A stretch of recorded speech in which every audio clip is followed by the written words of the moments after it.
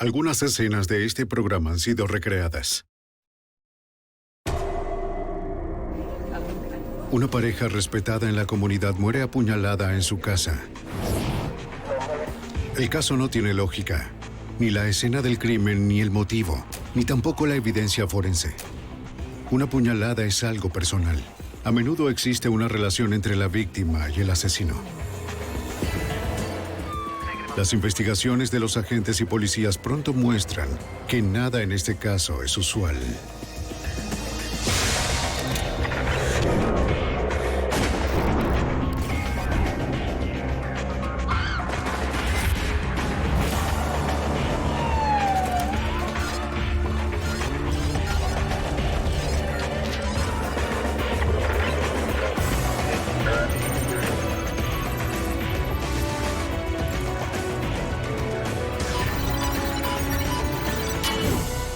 Los archivos del FBI.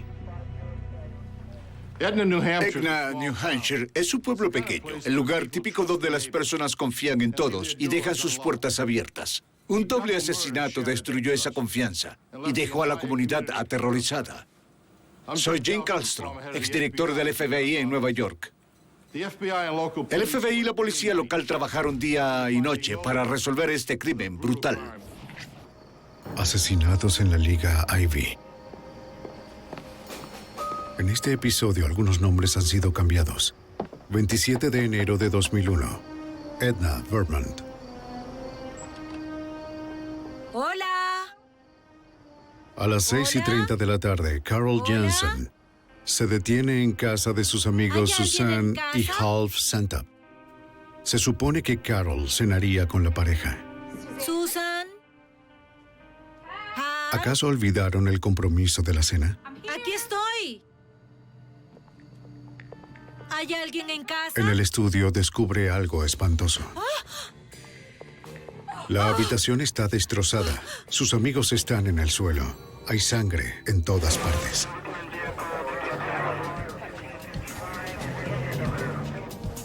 Llegué 7 minutos después, la policía de Hanover llega a la escena.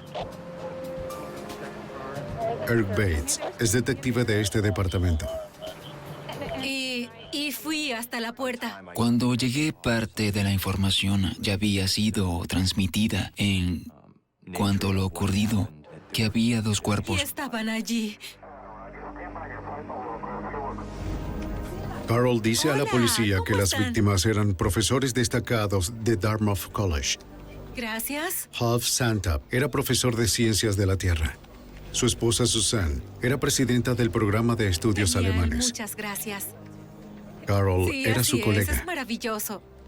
La invitaron a cenar a Me las dio 6:30 de la mucho gusto tarde. verlos. Nos vemos esta noche. Hasta luego.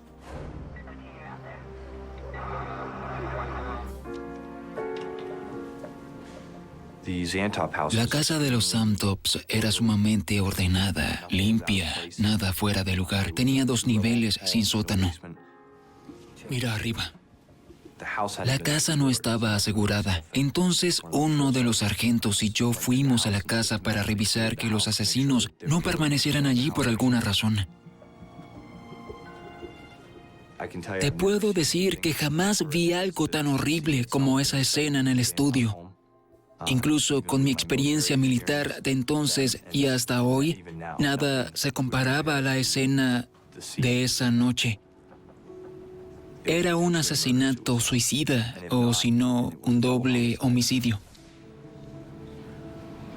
Me pareció que hacían una cena ligera. Tuve la impresión de que preparaban una merienda y no una cena.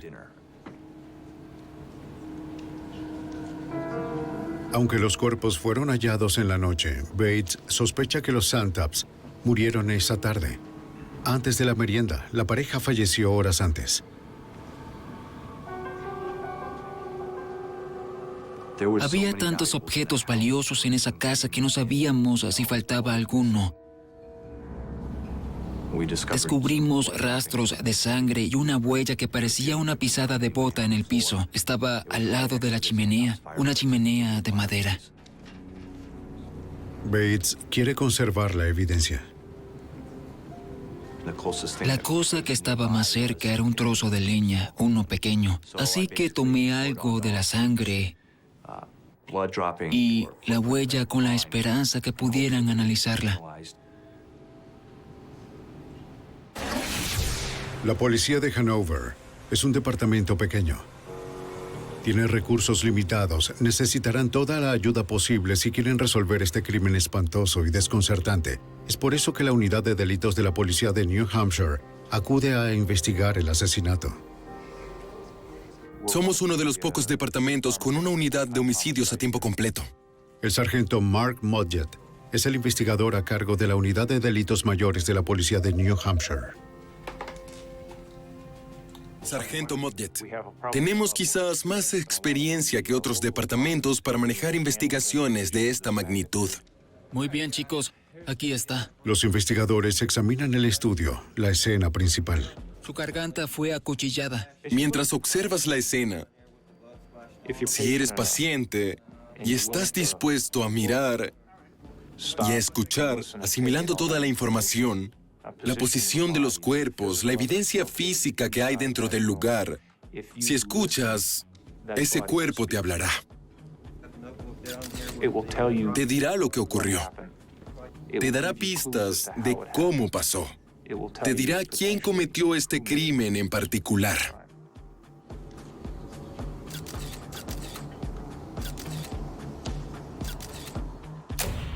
El cuerpo de Susan Santop estaba cerca de la puerta del estudio. El cuerpo de su esposo estaba más lejos en la habitación.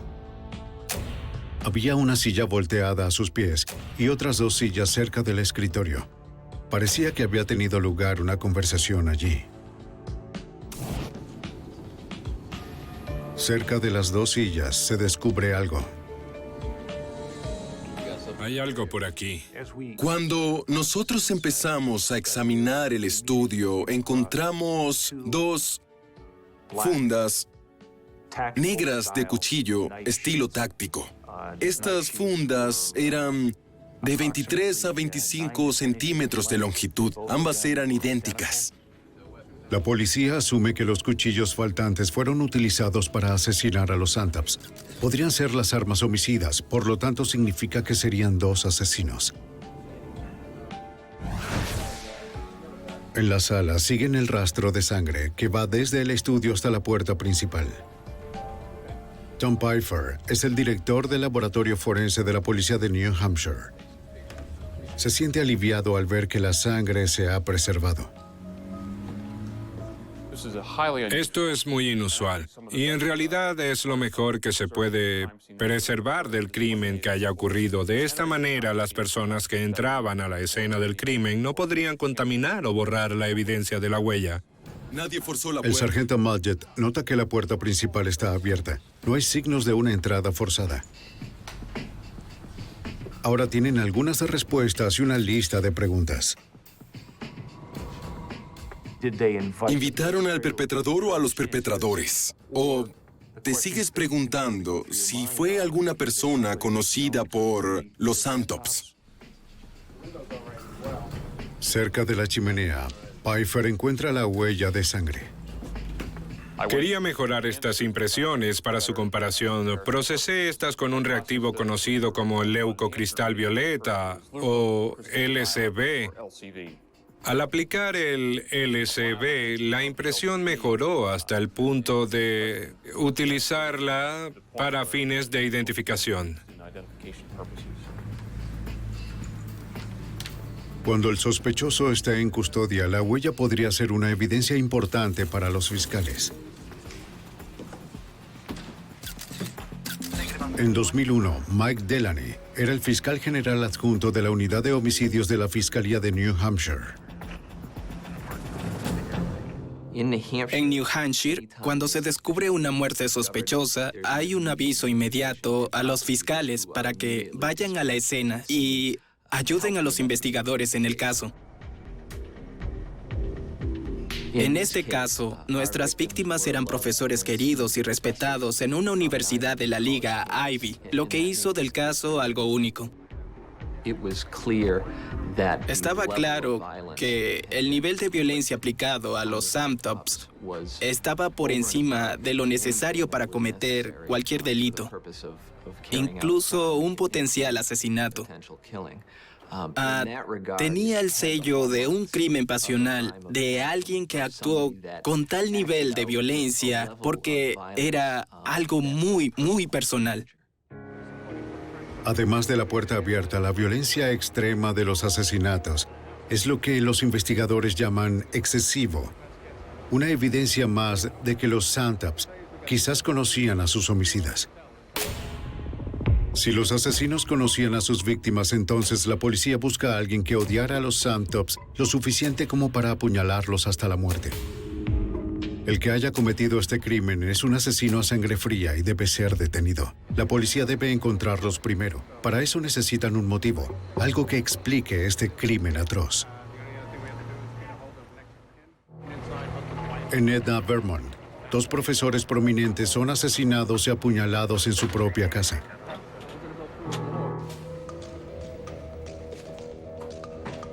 ¿Cómo está? Hola.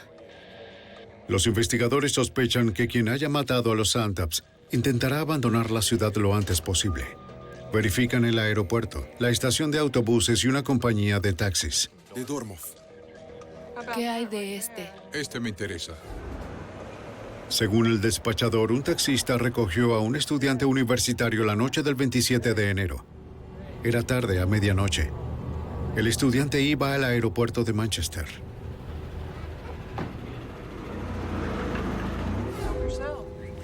Los investigadores establecen pronto que el estudiante voló a casa por una emergencia familiar. Sin más pistas, asume que los asesinos abandonaron la ciudad en auto o están en otro lugar del área. Por la mañana, el doble homicidio encabeza los diarios. Los Samtops eran ciudadanos prominentes. Según la oficina forense, las heridas en las víctimas son consistentes con un cuchillo de combate táctico. Mark Mudgett es comandante asistente de la Unidad de Delitos Mayores de la Policía de New Hampshire. Según las lesiones que encontramos en Half y Susan cuando hicimos la autopsia, ambos sufrieron numerosas puñaladas. Susan fue apuñalada 11 veces y Half 10 veces, en varias partes de su cuerpo. Sus gargantas estaban cortadas. Apuñalar es un crimen muy personal. No es algo que puedas lograr a una distancia de 4 metros, como lo puedes hacer con un arma de fuego. Es algo muy personal este crimen. Tienes que acercarte demasiado para poder infligir el daño que el agresor quiere hacer a esta persona. Una vez más, la evidencia sugiere que los Samtops conocían a sus asesinos. Las fundas de cuchillos son ahora la mejor pista de los investigadores para encontrarlos. Tom Pfeiffer es el director del laboratorio forense de la policía de New Hampshire. Había huellas dactilares en la parte posterior de una de las fundas de cuchillo que quedaron en el estudio de los Samtops. Luego buscamos esas huellas dactilares a través del sistema de identificación en nuestro laboratorio.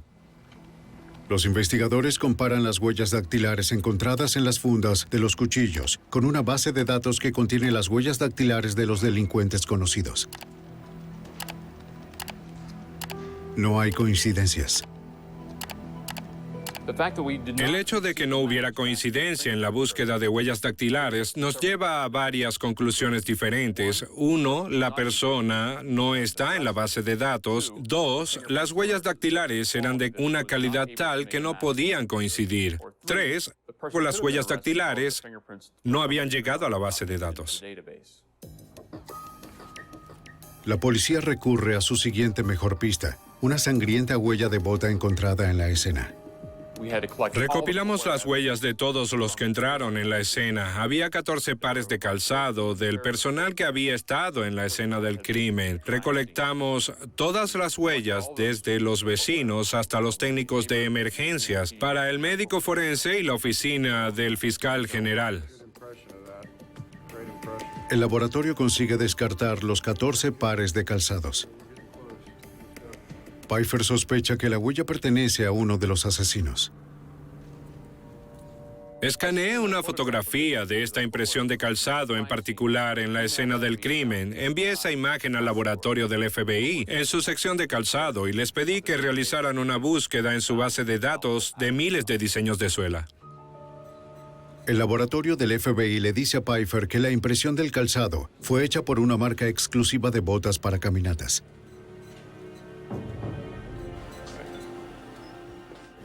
Es una buena pista, pero hasta que no tengan un sospechoso no significa nada. Hay mucha información que debe procesarse una vez que participas en el procesamiento de la escena del crimen y la evidencia física. Es un aspecto de esta investigación o cualquier otra investigación. Ahora debes buscar personas para obtener algo de información. En este caso, fue todo un reto. Todos conocían a Half Suzanne Santop. Tenían muchas conexiones. Tenían cientos de estudiantes en sus clases. Los investigadores se dirigen a la universidad donde trabajaron los Santops para así conocer mejor todo sobre las víctimas. De forma real, nuestra investigación comenzó entonces. En 360 grados, había que empezar a poner tus sensores, generar pistas, hacer entrevistas a mucha gente en el campus, fuera del campus, parientes, vecinos. ¿Algún altercado? Pues, tal vez hace unos días. Durante las entrevistas que estábamos haciendo en el campus, vimos una persona de interés, un estudiante de Half Santop. ¿Puedes decirme de qué se trataba? No, porque ellos hablaban español. Según un estudiante, Half Santop discutió con uno de sus alumnos unos días antes de ser asesinado. Suficiente, terminamos por hoy. Yo necesito hablar con usted para mi graduación. La tarea. Aquí. Yo necesito para mi graduación. La policía interroga al estudiante. Se nos informó que tenía una extensa colección de cuchillos. ¿Qué tipo de cuchillos son? Son artículos de colección. Cuando hicimos la entrevista al sujeto, notamos que tenía una raspadura en su cabeza. Así que esperábamos que estuviéramos, ya sabes, tras la pista. ¿Por qué quiere ver mis manos? Porque quiero ver tus manos. El estudiante responde a su petición. Voltéalas. Déjame ver el Él le otro dice a lado. la policía que había sido amigo de Half Santop desde que tomó su clase de Ciencias de la Tierra. Tenemos testigos que dijeron... Explica que solo bromeaba con el profesor Santop. Nos reíamos en español. Los investigadores buscan los antecedentes del estudiante, pero tiene una coartada sólida para el día de los asesinatos. No pudo asesinar a los Santops.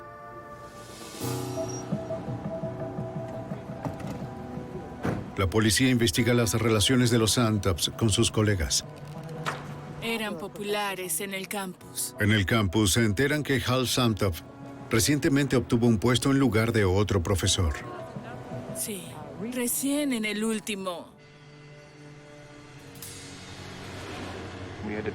Viajamos a donde vivía el caballero, al oeste de los Estados Unidos. Lo entrevistamos porque entró y salió de la zona de Hanover cuando se produjo el homicidio o poco tiempo después. El auto del profesor es confiscado. Parece que hay manchas de sangre en el maletero. El análisis revela que las manchas no son de sangre. Según el propietario, fue estofado que se derramó en el maletero.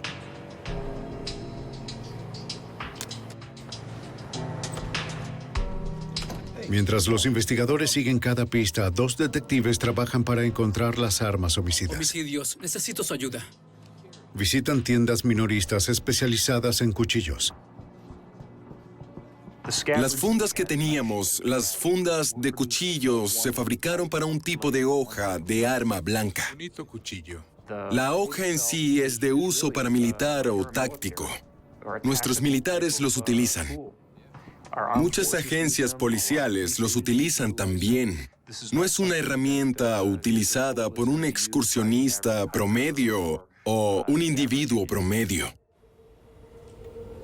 6 días después de los asesinatos, el fabricante de cuchillos proporciona a las autoridades de New Hampshire una lista de todos los minoristas y distribuidores autorizados en el país, desglosados por estado. Además, hay cientos de concesionarios a nivel nacional que venden los cuchillos por Internet. Con base a la investigación sobre el fabricante, pudimos determinar que tendríamos que rastrear aproximadamente 5,000 hojas y cuchillos, fundas, que se produjeron y distribuyeron en todo el mundo. No teníamos suficiente personal para poder hacer eso. Los investigadores necesitan ayuda del FBI. En ese momento, Brian Fitzel era un agente especial asignado a la agencia residente del FBI en Bedford, New Hampshire. Sí, con la oficina del FBI, por favor. Sabían que esto abarcaría diferentes estados e incluso el exterior, debido a la nacionalidad de los Santops. Sabían que sería mejor ir más allá de New Hampshire y querían nuestra ayuda con ese tipo de pistas. Junto con la policía estatal y local, el FBI se une a las fuerzas de tarea de Hanover. Era noticia en primera plana. La policía estatal y el fiscal general pedían al público información. El volumen de pistas que teníamos era tremendo. Había llamadas telefónicas con personas dándonos información. El FBI despliega un inicio rápido, un sistema informático. Es una base de datos diseñada para rastrear cientos e incluso miles de pistas. En cualquier investigación, debes mantener una visión periférica. No quieres perder nada. Si eres demasiado rápido para enfocarte en un área, comienzas a ignorar otras señales que quizás te lleven o no al camino correcto. A medida que los investigadores luchan por entender el caso, en todo el país la cobertura mediática del caso explota. Para las autoridades, la presión está en encontrar un par de asesinos brutales. En New Hampshire, 2 profesores de la Liga Ivy son asesinados en su propia casa. Los investigadores revisan la evidencia de nuevo. Pero no es algo sólido. Tratan de determinar si los Santops fueron atacados. No parece que lo fueran. Un cuchillo es un arma demasiado tosca para un asesinato.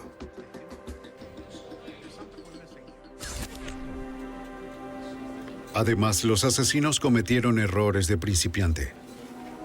Si el asesinato era planificado, ¿por qué dejarían atrás las fundas de los cuchillos, una pisada e incluso una huella digital? Irónicamente, a pesar de la evidencia encontrada en la escena, comienzan a cuestionar si los Santops tenían alguna conexión con sus asesinos. El agente especial, Brian Fitzel. A medida que esto progresaba, era más evidente que no era un conocido el que cometió estos actos. Los investigadores también descartan el robo. Según la investigación inicial, nada salió de la casa. Era un asesinato que no coincidía con lo conocido ni con la experiencia de la mayoría de los investigadores en homicidios. No encajaba en su modelo normal. No era evidente que hubiera otro motivo que no fuera el asesinato en sí. Estas personas murieron y los culpables salieron corriendo por la puerta. Los agentes contactan al grupo de respuesta e incidentes críticos del FBI en Quantico, Virginia. Los investigadores quieren entender cómo funcionan las mentes de estos asesinos. Acuden a los expertos. Ven cientos de casos de homicidios durante un año, por lo que desarrollan una experiencia y forman patrones al revisar tantos casos. El agente especial de supervisión Jim Fitzgerald es un analista de investigación criminal, un experto. Encuentra este caso inusual.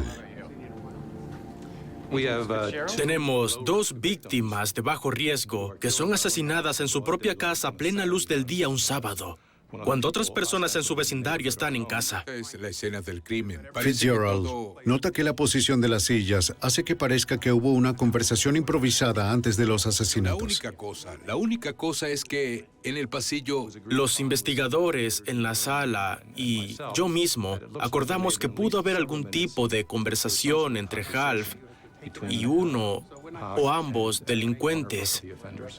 Parece que el delincuente o los delincuentes, suponíamos que eran 2 delincuentes en este punto, estaban orientados a su misión, ya que cuando entraron a la casa, su propósito era matar al señor y la señora Santop. El arma homicida, un par de cuchillos de combate, les preocupan particularmente. El uso de un arma en el homicidio es muy importante para tu tipo de agresor. Si se trata de un simple sábado por la noche, no vas con una pistola muy cara con silenciador. Eso indica que hay dos tipos diferentes de agresor. En el otro escenario, en otro extremo, si alguien está usando un cuchillo, eso también te dice mucho sobre tu agresor. Determinamos qué tipo de cuchillo era en realidad. Es como un... El hecho de que los asesinos usaran cuchillos y dejaran evidencia crucial le dice que son descuidados o poco sofisticados. Los investigadores sospechan que los Santops o bien conocían a sus asesinos o les permitieron ingresar a la casa por alguna razón desconocida. Fitzgerald empieza a obtener una idea de los asesinos, pero el nivel extremo de violencia le preocupa. Cuando vemos un caso que no tiene sentido por varias razones, desde una perspectiva del perfil, entonces pensamos en un joven. Es posible que tengamos a alguien joven aquí cuya motivación no es el dinero, no es volver con alguien, ni tampoco el rencor. Es, oye, somos jóvenes y nuestro cerebro no razona. Aún así, lo sé, salgamos y hagamos daño, matemos a alguien. Teme que se trate de niños que mataron solo por la emoción de hacerlo. Eso estaría muy mal. El 9 de febrero se publica una lista del comportamiento ofensivo de los asesinos compilada por los expertos del FBI. Los investigadores le piden al público que recuerde si notaron que alguien mostrara un comportamiento extraño en el momento de los asesinatos, si cambiaba de apariencia, faltaba al trabajo o tenía lesiones o moretones inexplicables en las manos o los brazos. Reciben algunas llamadas. Ninguna de las pistas funciona. Después de 2 semanas de trabajo continuo, los investigadores llegaron a un punto ciego. Nada sobre el asesinato de los Santops tiene sentido. Parece un crimen sin motivo. Con cada día que pasa, la comunidad se desespera. 2 asesinos están en libertad y la policía aún no tiene idea de por qué eligieron a los Santops y quién podría ser su próxima víctima. En New Hampshire, la policía y los agentes del FBI intentan determinar por qué alguien asesinó a 2 profesores de Dartmouth en su propia casa. No veíamos motivo suficiente para imaginar por qué estas personas fueron asesinadas. El agente especial Jim Fitzgerald es un experto del FBI asignado a la unidad de análisis de comportamiento de esa oficina. Al principio nos dijeron que no faltaba nada de la casa, pero una semana después nos enteramos de que de hecho sí faltaba algo en la casa. Los agentes se enteran que Hal Santop llevaba siempre una billetera, la cual no se ha encontrado. Antes de que supiéramos que faltaba la billetera, casi parecía un crimen sin motivos. Ahora que saben que falta una de las carteras de la víctima, todo cambia. Dijimos que esto podría ser un poco diferente. Ahora quizás todo pudo ser un simple robo que terminó muy mal. Caballeros, tengo algunos. Si el motivo fue un robo, los investigadores solo encontraron un puñado de pistas en la escena. 2 huellas dactilares no identificadas, una pisada de bota no identificada y 2 fundas de cuchillos vacías. La policía se enfoca en las fundas de los cuchillos y en encontrar las armas asesinas. Hay un punto en la investigación en el que te comprometes tanto como puedes y luego tienes que sentarte y dejar que el trabajo detectivesco fluya. Veamos. Junto al fabricante, los investigadores trabajan para rastrear la venta de 5,000 cuchillos de combate en todo el país. Bien. ¿Estos son todos los distribuidores de esa hoja? 5,000 de esta. Además de interrogar a los minoristas, los investigadores buscan a los distribuidores que venden cuchillos de combate a través de Internet. El 14 de febrero contactan uno en Massachusetts. El agente especial Brian Fitzel. 2 de los cuchillos fueron comprados por un individuo en Vermont a 32 kilómetros de la escena del crimen. Como campanas en el cielo, nos llegó una señal allí. Teníamos algo bueno. La compra de 2 cuchillos de combate idénticos es una ventaja extraordinaria. De inmediato siguen el rastro. Los 2 cuchillos fueron comprados por un hombre llamado James Parker. El sujeto vive en Chelsea, Vermont. Mark Mudgett es comandante asistente de la Unidad de Delitos Mayores de la Policía de New Hampshire. Cuando hicimos el contacto inicial con los ocupantes de la casa, nos sorprendió un poco el hecho de que fue comprada por una persona joven. Jimmy. James Parker tiene solo 16 años. ¿Usted es James Parker? Sí. Queremos hablar contigo sobre unos cuchillos. James Parker afirmó que había comprado 2 cuchillos en ese momento, que había comprado uno para él y otro para un amigo suyo, un caballero llamado Robert Tulloch. Había comprado los cuchillos para usarlos mientras escalaban rocas.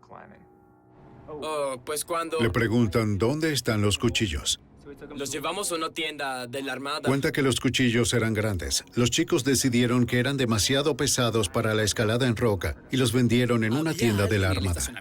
El oficial dijo que tenía los pelos de punta porque cuando comenzó esta entrevista, tuvo quizás la sensación de que no era una historia legítima o creíble. ¿Te importaría venir? Los investigadores le preguntan a Parker si podría responder algunas preguntas en la estación de policía.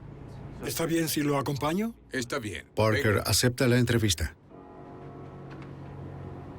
Vamos, hijo. Luego los investigadores fueron a interrogar a su compañero. De nuevo, la misma historia que no encajaba del ¿Qué todo. pasó con los cuchillos? Robert Tulloch, de 17 años, corrobora la historia de Parker. Nos dimos cuenta de que los cuchillos eran muy pesados. Los cuchillos eran demasiado pesados. Los chicos los vendieron por $60 cada uno a un extraño en la tienda de la Armada en Burlington, Vermont. ¿Botas o algo así? Los investigadores sospechan algo. La declaración de Tulloch no solo se parece a la de Parker, es prácticamente idéntica. Me gustaría que viniera a hacer una declaración formal. Es como si los dos chicos memorizaran sus declaraciones de antemano. Necesitamos que firme este formulario para autorizarnos. ¿Está bien? El detective nota algo escalofriante. Muy bien, gracias. Notó que el calzado era la marca y el modelo de la bota de excursionismo que estábamos buscando. Él sabía que probablemente era alguien involucrado en la escena del crimen. Quieren llevarte a la comisaría. Hizo un buen trabajo manteniendo el interrogatorio porque al igual no había ninguna orden de detención. Preguntó sobre los cuchillos. Entonces se dio cuenta de que estaba tratando con uno de los asesinos justo allí. Robert Tulloch acepta acompañar a los detectives a la oficina del alguacil de Chelsea para que tomen sus huellas digitales. A pesar de las sospechas, sin pruebas sólidas para respaldar una orden de arresto, no pueden detener a Tulloch ni a Parker. Fiscal General Adjunto del Estado, Mike Delaney. Ellos no tenían antecedentes penales. Cooperaron con la policía cuando ellos llegaron. Proporcionaron voluntariamente información, huellas dactilares y zapatos. Puede irse. Más tarde llaman a Tom Pfeiffer, director del laboratorio forense de la policía de New Hampshire.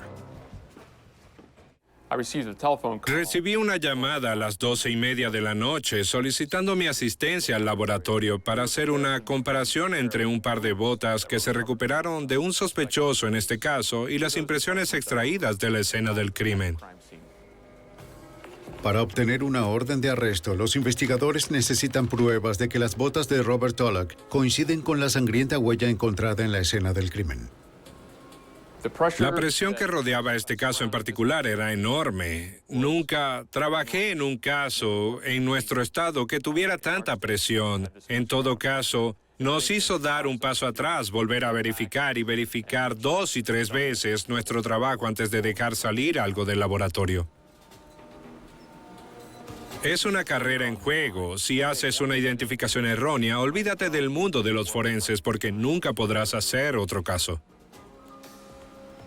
El Dr. Pfeiffer compara una impresión tomada de las botas de Tulloch con una impresión tomada en la casa de los Santops. Alrededor de las 3 de la mañana, un colega y yo conseguimos una coincidencia entre las impresiones de la escena del crimen y las botas del sospechoso. Las huellas dactilares de la escena coinciden con las de Parker. Sabíamos que eran nuestros asesinos y ellos también lo sabían, porque después de que los agentes se fueron, Estos niños se fugaron esa noche. Huyeron juntos. Dejaron sus huellas dactilares y calzados y se fugaron. Tras semanas de búsqueda, los agentes y la policía por fin identifican a sus sospechosos, solo para perderlos. 2 asesinos adolescentes ahora son fugitivos. La evidencia forense implica a 2 adolescentes, James Parker y Robert Tulloch, en un doble asesinato brutal. Con toda determinación, la policía viaja a las casas de los chicos. Revisar su casa si no tiene problema con Ambos viven con sus padres en el pueblo de Chelsea, Vermont. No lo tengo. No sé dónde está. Cuando llegamos a Chelsea esa mañana, nos enteramos de que ambos habían huido durante la noche diciéndoles a los padres que iban a estar con otros parientes. El detective Eric Bates pregunta a los padres de Robert Tulloch. No tienen idea de dónde está su hijo. Fue difícil tratar con los padres de estos asesinos sabiendo la información que teníamos. Ves que los miembros de la familia eran buenas personas y que, desafortunadamente, sus hijos eran unos asesinos.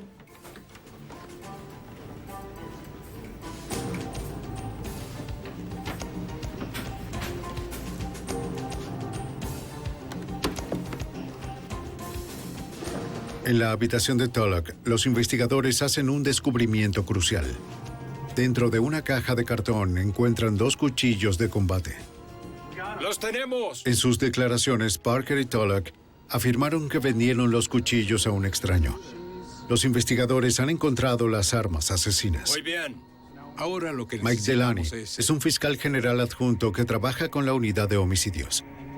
Una vez que tuvimos los cuchillos en la habitación, quedó bastante claro con qué tratábamos. En ese momento, creo que todos estaban de acuerdo. De hecho, en que los chicos estaban involucrados en los crímenes. Aquí estamos. El problema es que Hanover... El caso se transformó una vez que Parker y Tulloch habían huido. Cambiaron la marcha de la investigación. De descubrir a los sospechosos, ahora a una búsqueda real. El impulso aumentó, la intensidad aumentó, pero nos dio mucha satisfacción poder identificar quiénes fueron los perpetradores en este crimen. Se emite una alerta al público sobre 2 adolescentes que conducen un Audi plateado 1987. Son buscados para interrogarlos sobre su conexión con los asesinatos. Nunca se sabe lo que hay dentro de la mente de una persona cuando se ve confrontada, pero ciertamente desde una perspectiva de la ley y por el bien del público, hay que asumir el peor de los escenarios, y lo hicimos. ¿Cómo le va? Un axioma por el cual vivimos en el negocio de los perfiles es que el comportamiento pasado es el mejor pronóstico del comportamiento futuro. Por supuesto, los 2 ya eran considerados armados y peligrosos. A todas las agencias relevantes y estados se les dijo que tuvieran mucho cuidado al enfrentar a los 2 porque eran asesinos. Las fotos de Parker y Tulloch aparecen en los periódicos y en la televisión de todo el país. El FBI emitió una huida ilegal para evitar procesamiento, un protocolo que nos ayuda en la investigación de fugitivos. Eso permite que el FBI pueda generar muchos recursos en este operativo. En Massachusetts, un policía encuentra un auto abandonado en una parada de camiones. Es un Audi plateado 1987. El oficial anota la matrícula. Por favor, compañero. En poco tiempo sabe que el auto le pertenece a James Parker. Sí. Los agentes van a la parada de camiones. Un empleado recuerda ver a 2 adolescentes pidiendo a los camioneros que los llevaran a California. Sí, son ellos. Ambos estaban buscando que los llevaran a California. Según el empleado, uno de los chicos tenía el cabello oscuro. Estaba tomado. El otro chico era rubio. Se llamaban Sam y Tyler. Sí, genial. Pudimos reducir el tiempo de nuestro recorrido hasta su partida original en Storebridge, Massachusetts. En Storebridge, los dos chicos viajaron con una pareja de camioneros. Ellos los dejaron en otra parada. Se determinó en qué tipo de camión estaban. En función de eso, el FBI envió personal a estas áreas de descanso. El FBI se mueve rápido. Notifican a las compañías de camiones y a los despachadores que dos adolescentes son buscados. Se cree que están armados y son peligrosos. Las autoridades descubren que los dos adolescentes podrían haber sido vistos en una parada de camiones en Columbia, Nueva Jersey. Según testigos, siguieron su viaje con otro camionero. Nos acercábamos porque a medida que nuestra información mejoraba, nos quedó claro a dónde se dirigían. Los agentes notifican a la policía estatal que los fugitivos van hacia el oeste.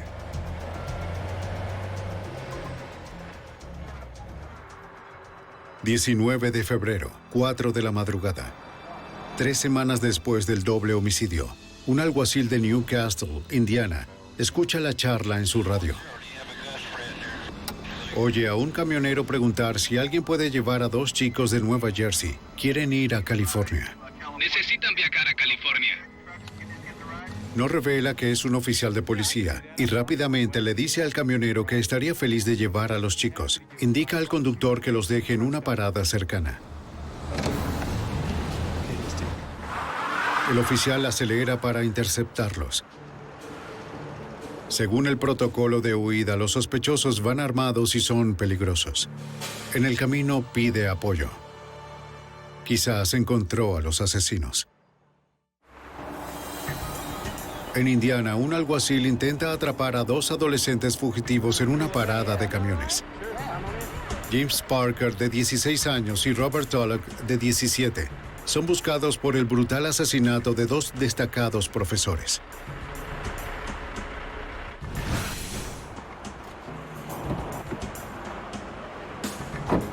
En la parada, el oficial les pregunta a los dos chicos por sus nombres.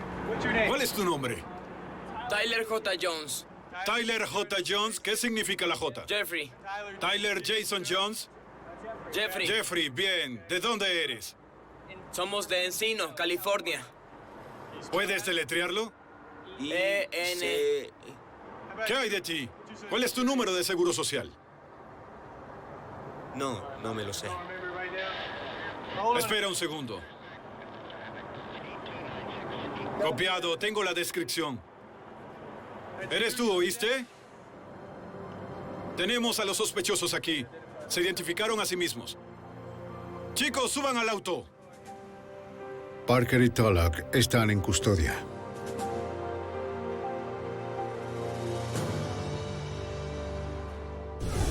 Su cooperación en el futuro... James Parker fue devuelto a New Hampshire junto con Robert Tulloch.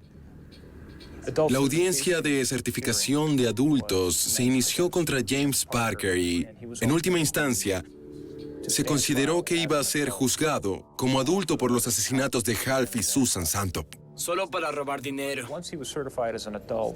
Una vez certificado como adulto, los abogados de James Parker se acercaron a New Hampshire para pedirle que ofreciera testimonio contra Robert Tulloch. ¿Cuál fue la idea?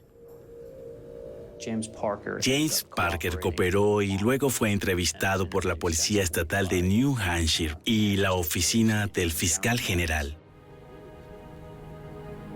James Parker se declara culpable para reducir su condena y cómplice del asesinato en segundo grado. Robert Tulloch. A cambio, acepta declarar contra su mejor amigo. Le cuenta a la policía la escalofriante historia del día en que los Santops fueron asesinados.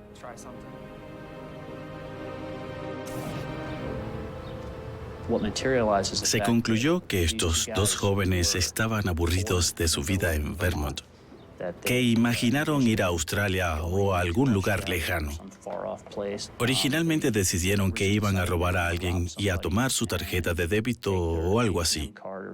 tomar $10,000 y volar a Australia. Oiga, una pregunta. Nuestro auto se averió. Se les ocurrió la idea de llamar a la puerta de alguien y decir que tenían problemas con el auto. ¿Podemos usar su teléfono? Y cuando intentaron esto, la persona sintió que estos dos eran sospechosos. Cerraron la puerta en su rostro y dijeron, salgan de mi propiedad. Estaba muy cerca de ser una víctima. Cuando su pretexto del auto no obtuvo resultados, lo cambiaron a estudiantes que realizan una encuesta escolar. ¿Qué puedo hacer por ustedes? Queremos que... Ellos aparecieron en la casa de los Santops totalmente al azar, y desafortunadamente el hecho de que Half y Susan fueran profesores universitarios los llevó a ser muy abiertos y confiados con los estudiantes e invitarlos a pasar. Sí, me gustaría ayudarlos. Pasen, vengan. De acuerdo.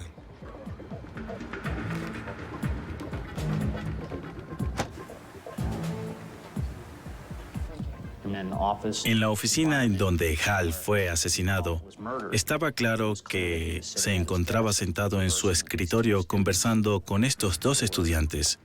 Ellos escribían sus notas falsas y lo entrevistaban. Y se dio la señal para asesinarlo a sangre fría en su oficina. Solo un par de preguntas, eso es todo. ¿Cuál es su favorito? Susan y Half Samtop eran profesores. Su esposa es la única persona en la casa. Creyeron que ayudaban a los estudiantes. Está bien. ¿Cuánto tiempo llevan casados y qué hacen? Trágicamente, su dedicación los lleva a la muerte. Soy profesor de una universidad aquí. ¿Sabe qué? Creo que es todo.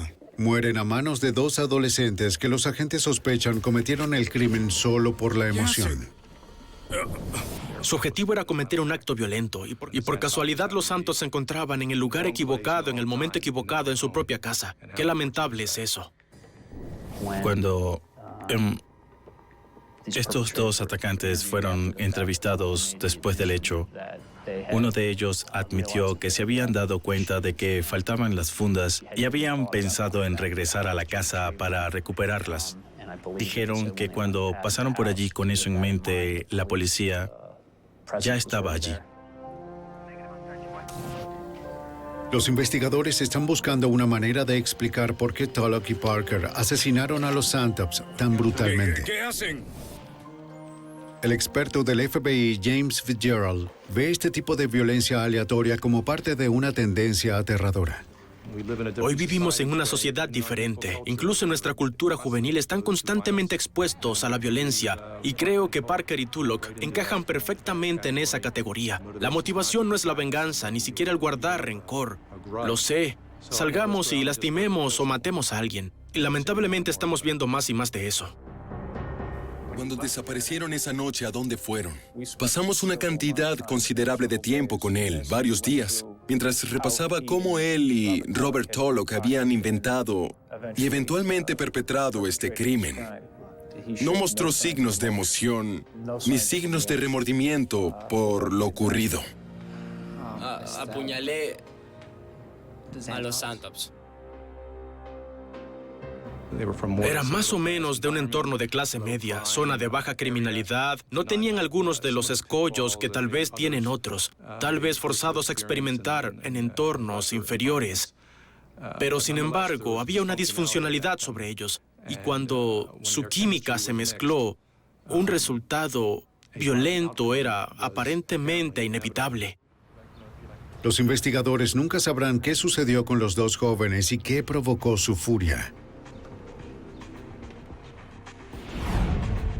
En abril de 2002, James Parker es declarado culpable de asesinato en segundo grado. Es sentenciado a 25 años de prisión. Robert Tulloch es condenado por asesinato en primer grado. Lo condenan a pasar el resto de su vida en prisión sin posibilidad de libertad condicional.